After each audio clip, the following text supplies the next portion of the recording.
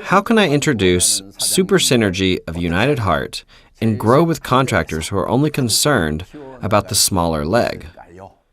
There are many people who are consumed by smaller and bigger legs. Here's what I think. Do you have Star Masters and Royal Masters in your bigger leg? If that's the case, it's indeed a much bigger leg. If you're on your way to Imperial Master, which follows after becoming a Royal Master and then a Crown Master, you should have several Royal Masters and Star Masters on both of your legs. Those who don't have any mastership holders, even on their bigger leg, should stop worrying about bigger or smaller legs. They have too little perspective on the Atomy business and should stop behaving in such a ridiculous way. To me, one is a small leg, and the other is a smaller leg. They are both small legs. That's the way you need to be thinking about this. Consider both of them as your smaller legs, and continue doing your sponsoring work all the time. There's one thing that you must keep in mind. You have no idea when your current smaller leg might become your bigger leg. In this business, you never know when or with whom you may hit the jackpot. The conclusion is that you must care for both of your legs.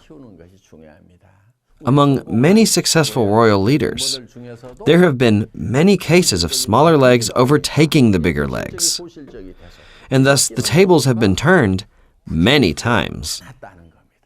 Sure, I understand paying more attention to the smaller leg, as compensation is calculated based on that. That's totally natural. Still, you want to focus on both of them. Please keep this crucial fact in mind. Here's why I am telling you to invest interest in your bigger leg too.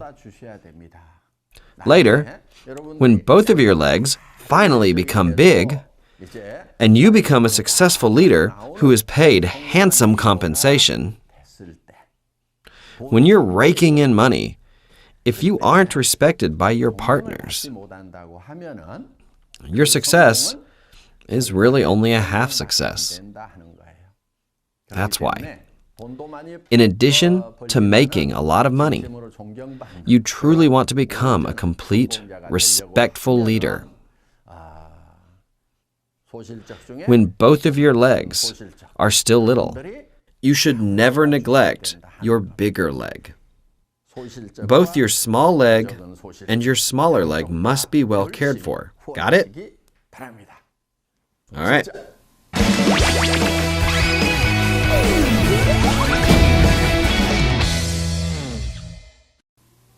Next question. I hear quite often, I'll make you a line. I'll take care of one line for you. What is the right way of doing a binary business and maintaining your organization? Well, what a good question this one is. I think I'll have to draw on the chalkboard to give you a concrete explanation.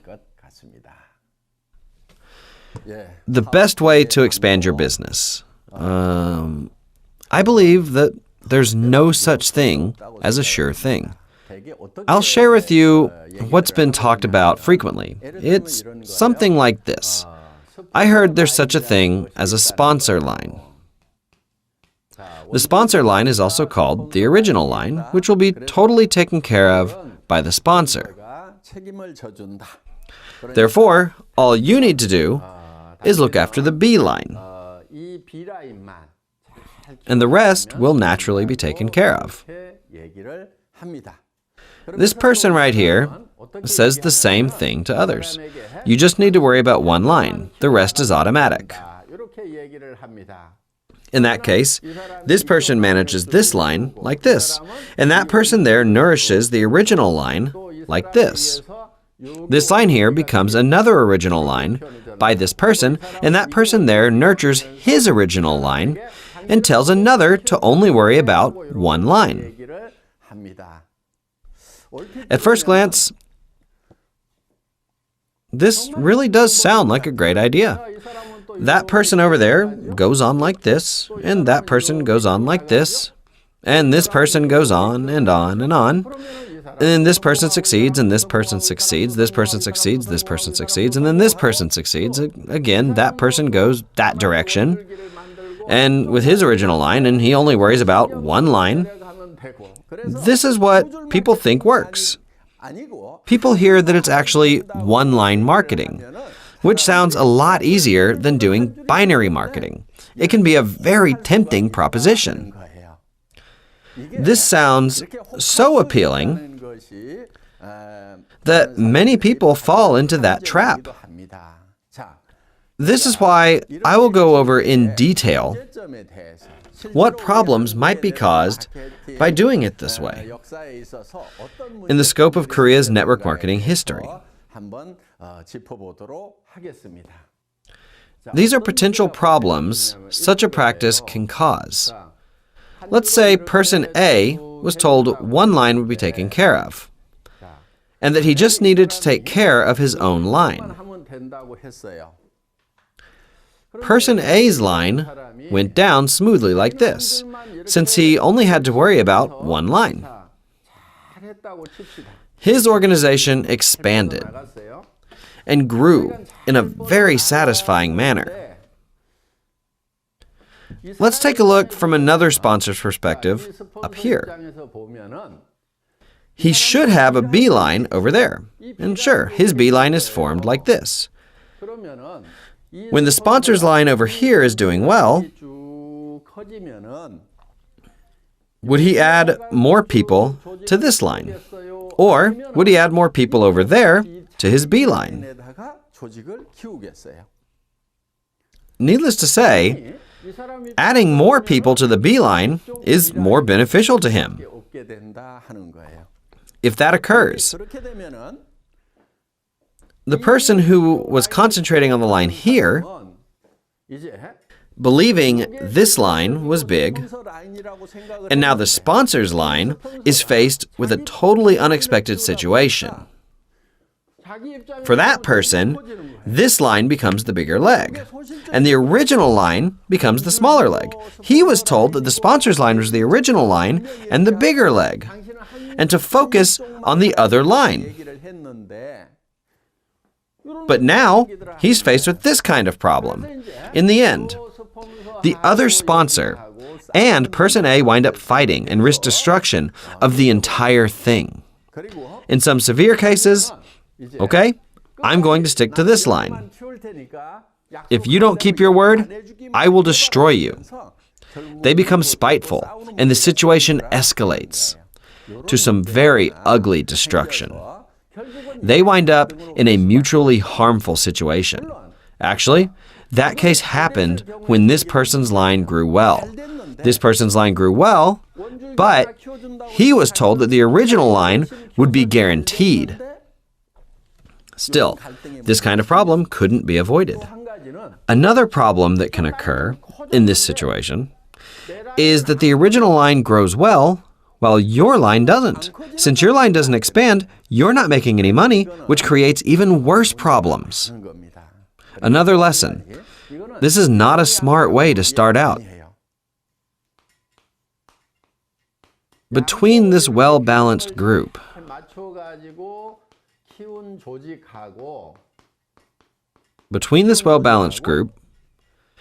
and this lopsided group over here,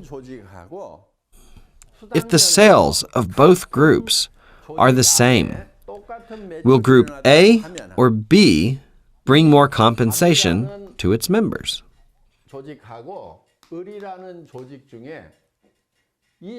Members of Group A or members of Group B? Naturally, the members of Group B. And I'll tell you why. This person gets no compensation here. No compensation for this person, this person. There are many people who collect no compensation here. In the meantime, this person is compensated and this person and so on. And there are a lot more people who get compensation. The total sum of members' compensation is greater in this group, so they can grow, prosper together, and energize each other in the long run. In the meantime, this organization will not be able to weather the times because the members cannot reap what they sow. As you can see, doing business this way is inherently inefficient, and relying on one line as the main line is not very desirable. Rather, when a sponsor and a partner gather their hearts and efforts together to foster a balanced organization, things will go much more smoothly. Another noteworthy thing to remember in this case is that some people erroneously believe that they must fill up these empty spaces and link up the lines to make it look like a complete matrix. That's another common way to completely screw this up. In other words, you would frame your structure uniformly and number each spot, 1, 2, 3, 4, 5, 6, and 7. The sponsor would place newcomers in designated spots upon their entry order. This is another really dumb method of doing business. It's just really not that smart. Yeah, and it's bound for failure as well. You want to expand your organization in a balanced way. Like a tree, sprouting branches. You should let it grow in a natural way. Don't force yourself to fill every single line or try to make it into a perfect matrix. There's no need for that. None of these two methods are effective. As a part of developing your organization, you must have 2 lower masters on both of your legs. That's really the smartest way to go about this. For example, on your way to Diamond Master, you must have a Sales Master here and another Sales Master here. And like this, you must have 2 Sales Masters on each of your legs. In the case of rearing 2 Sales Masters here and 2 Sales Masters there, you can get in big trouble if one of them decides they're going to quit. This is why you want to set up a goal of fostering and nurturing as many mastership holders as you possibly can. Here is what you should really be doing. Find about 4 potential leaders strategically in each line of yours and devise a plan to succeed together and develop teamwork accordingly. The same goes for this line as well. When it is going down smoothly, you would meet someone here and you meet someone there that you'd love to form a successful team with. You will want to create a certain chemistry amongst yourselves so that you can share the same path and objectives. That doesn't mean that it's okay to neglect and dump these people over here. I don't mean that at all. For this person to do well, this line of his should go smoothly down here, and that line over there must go down as well. I'd like to ask you a question about what you should be doing to help this person here and that person there succeed. You should be overseeing the entire network in a comprehensive way to make this go round.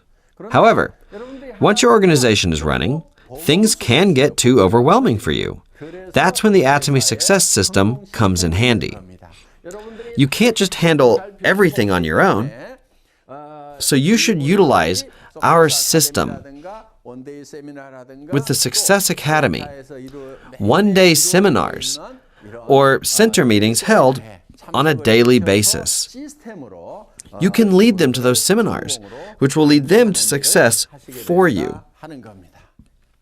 Does that make sense?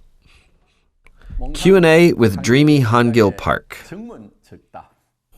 I hope this was again a useful time for you.